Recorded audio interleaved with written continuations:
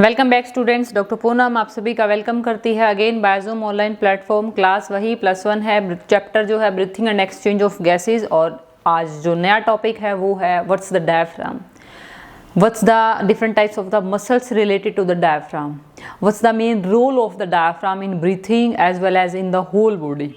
Okay, तो diaphragm के ऊपर फोकस करके इस वीडियो को बना रहे हैं और मेन कंटेंट है near about the diaphragm, what's the role of diaphragm in the breathing. Okay, तो डायफ्राम जो है वो डायफ्राम आपको भी पता है बेटा, मैं पहले भी वीडियोस में बता चुकी हूँ अगर आपने वीडियोस देखी है कि डायफ्राम क्या है। एक ऐसा मस्कुलर सेप्टम है डोम शेप का जो हमारी थोरेसिक कैविटी को हमारी एब्डोमिनल कैविटी से सेपरेट करता है। Our thoracic cavity is separated from the abdominal cavity by a diaphragm और it is a septum like structure.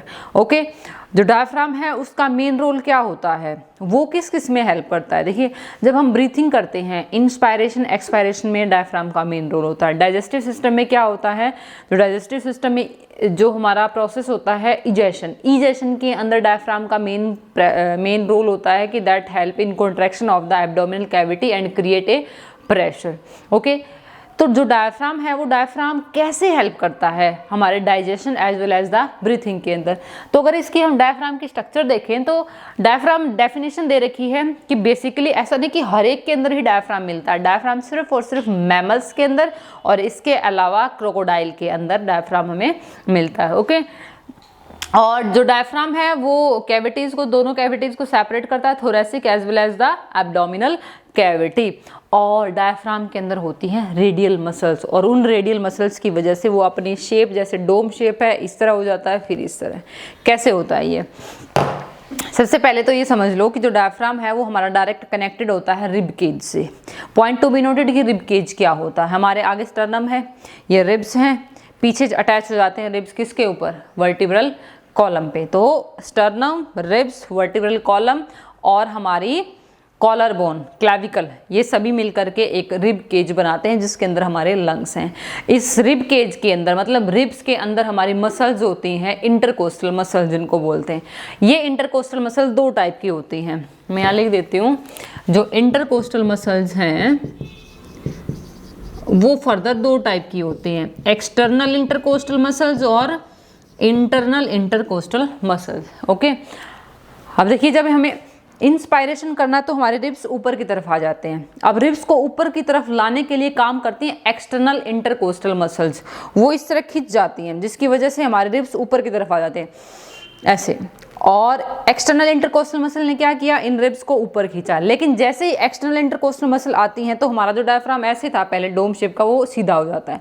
ऐसा क्यों होता है, क्योंकि डायफ्राम के पास होती हैं फ्रेनिक मसल्स और वो फ्रेनिक मसल्स वो अटैच होती हैं रिब्स से। तो जैसे ही रिब्स ऊपर की तरफ आ रही थी तो डायफ्राम भी कैसा हो जाता है, फ्लैट हो जाता है during inspiration. And diaphragm is also stimulated by the phrenic nerve. जो फ्रेनिक नर्व है वो हमारे सर्वाइकल रीजन के वर्टिब्रल कॉलम नंबर C3 और C5 के बीच में फ्रेनिक नर्व निकलती है और वो डायफ्राम को जोड़ती है दोनों साइड से। डायफ्राम की stimulation of contraction and relaxation जो है वो फ्रेनिक नर्व से कंट्रोल होती है और वही इंस्पायरेशन एक्सपायरेशन में हेल्प करता है। क्लियर?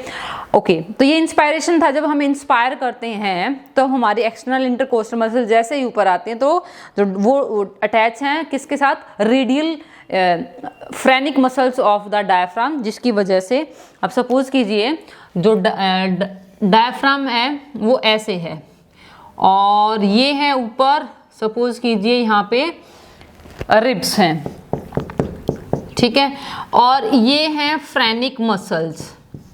तो जैसे ही ये रिब्स ऊपर की तरफ आएंगे तो ये कॉन्ट्रैक्ट हो जाएंगी, तो इन दोनों को साइड से खींचेंगे तो ये कैसे हो जाएगा, ये फ्लैट हो जाता है। हमारा diaphragm become flat due to inspiration and contraction of the phrenic muscle that is stimulated by the external intercostal muscles।